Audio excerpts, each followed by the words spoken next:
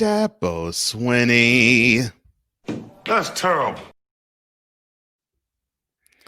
Charles could not have said it better. And I definitely could have said it better myself. Cole Sports presents on the Daily.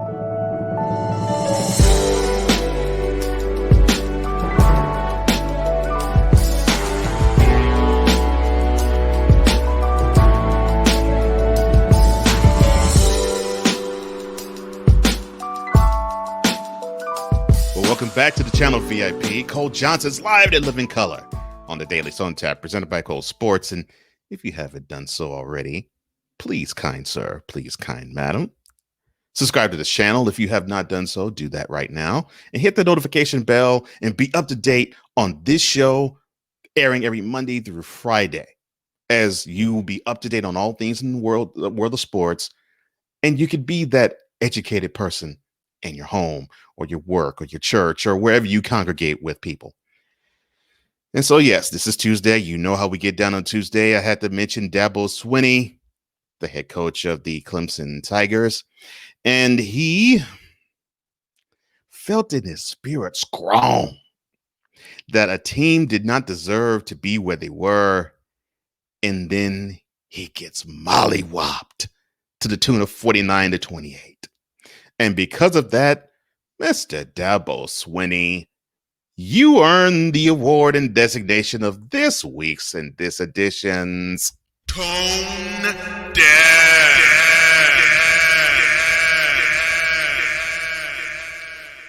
All right, to dig a little further. So Swinney has been very vocal in, I guess you could say, having certain teams play a full slate of games and other teams such as Ohio State not playing the full slate of games. In fact, they only played until their contest 6 in the 2020 campaign. And it was through no fault of their own, Ohio State's, I mean, but that was just how the cookie crumbled, so to speak. But I put this on Swinney because earlier last week, before their game Friday between themselves and Ohio State in the Sugar Bowl or Superdome, in the week leading up to the game, he spoke to Tom Rinaldi of ESPN, and Swinney said, quote, "They're plenty good enough and talented enough to beat us and good enough to win the national championship. But in my opinion, I don't think that it's right for I don't think that's right. The three teams have played 13 games to win it all, and one team has to play 8. What universe am I living in? And it has nothing to do with them. It's all about qualifying. And I didn't think they were qualified." Close quote. Now, he was pressed again about why he voted Ohio State where he voted them. And the number also got popular because he voted them 11th in his ballot in the coach's poll. And so, in defending his choice, Swinney said, quote, "It has nothing to do with Ohio State. Absolutely zero. You could change the name to Michigan or Georgia or Florida or Tennessee or Nebraska. Anytime you have a top 10 ranking, it should be that special. This year, it's like really, really, really special. And I wanted it to be that way. And so I wanted to recognize the teams that played 9 games or more. And so if you didn't play 9 games, I just didn't consider you from the top 10.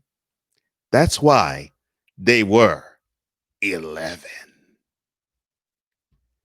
Close quote.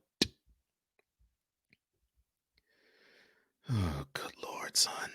No!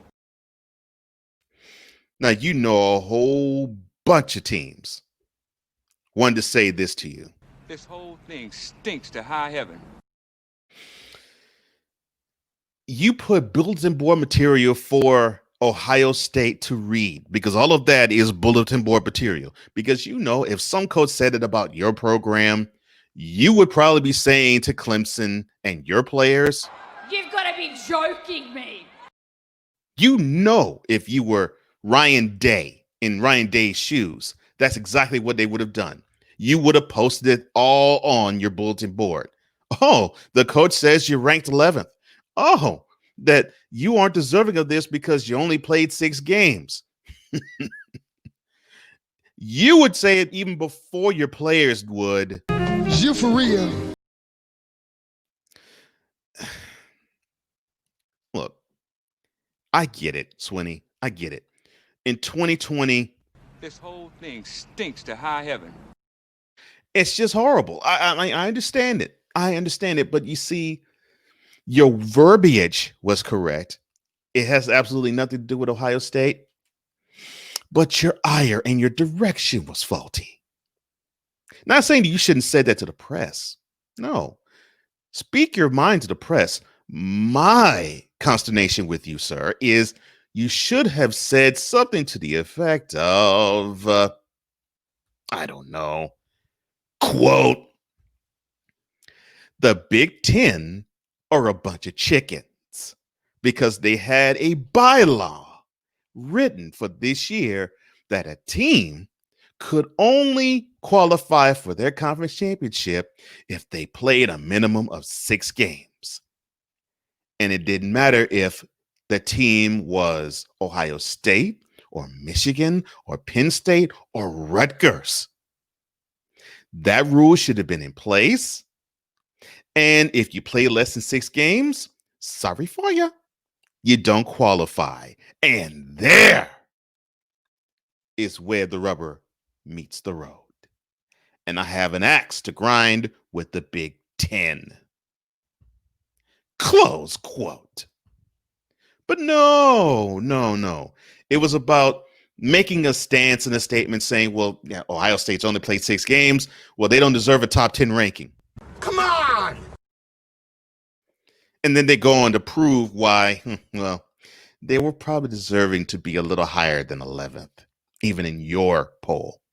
I mean, after all, Trevor Lawrence was basically rendered to tap dancing like Gregory Hines, as Stephen A. Smith would always say about Tom Brady when the Giants played them, as Ohio State's front just did not give Lawrence any time to throw, and he was not going to throw a deep ball, so everything had to be checkdowns, which rendered the running game moot. And then the Buckeyes defense turned it over to Justin Fields, and they watched their quarterback light up your defense, Swinney, over 300 yards and 6 touchdowns in the game. And he was stellar with the ball placement, throws, and decision-making. No matter what you defensively threw at that young man, it was not going to work. And so you are responsible for putting your team in such an unwinnable position that it just simply was, didn't matter. It didn't matter what type of team or what type of readiness your team had. You were playing a franchise. I'm sorry. You were playing an organization and a school and a program that was going to let you know that under no uncertain terms, you was going to get your butt whooped. 49-28 pretty much was a good indication as to why I would say that would be true. And look at it this way, Swinney. Your team played like a blue blood. I mean, you played like what is this upstart come up here? They don't deserve to be here. They don't belong here. So, we're not going to really take them seriously. We're going to treat them as if they need to be taught a lesson. And Ohio State, being a blue blood of college football, they played like the disrespected upstart. Like how your teams used to play back when Deshaun Watson was quarterback for the team, and back when DeAndre Hopkins was the wide receiver. you know, played like you all were disrespected, played like y'all were shunned, played like y'all were like stepsisters to every other SEC school surrounding you, like Georgia, like Florida, uh, like Tennessee, that you didn't measure up. Even as bad as some of those schools played, you were not compared to them and Auburn, and certainly not Alabama. So you had this little brother chip on your shoulder. And then little brother kept knocking off big brother fast, furious, and hard. And now you've become the big brother to just about every other school because your big brother brethren is now the Tide. Oh, but the problem is this year, they advanced to the national championship by beating Notre Dame 31-14, and you would be in Clemson, South Carolina, watching them. So, sir, did you make a huge faux pas in opening your big fat mouth in claiming that Ohio State was not qualified for being a top 10 program, seeing as though they were undefeated and they weren't deserving of a national semifinal matchup? Yes! Did you think that they stood a chance of beating you? No! So do you know what almost every other program in America is doing right now? Charlie, show them.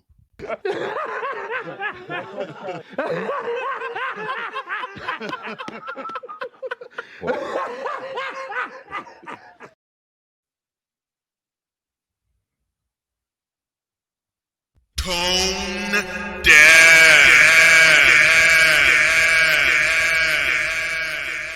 Now, if you want this shirt that you see right before your very eyes, the description box below has all the details as to where you can get it and the styles in which you can get it. You can get it in a hoodie or a long sleeve shirt or short sleeve shirt or any other apparel, even mugs. And come at me, and I don't mean be brutal with me, VIP. I mean, give me some feedback. Did Dabo overstep his bounds and give Ohio State bulletin board material? Or was it just simply a case of he's right, but his team just wasn't up to the challenge of Ohio State? In either case, easy for me to say, like this video and share throughout your social media. Comment below because I want to hear what you have to say, VIP. Your comments are gold. Don't forget, hit the notification bell and subscribe to this channel for any and all content that emanates from here. That's all the time I have. Thank you so much, VIP. I love you and I do this for you. And this is for all of those who are looking to be that intelligent sportsman or woman all across the globe. For all of us here at Cole Sports, I'm Cole Johnson, and this has been yet another installment of Cole Sports on the visual and on the daily.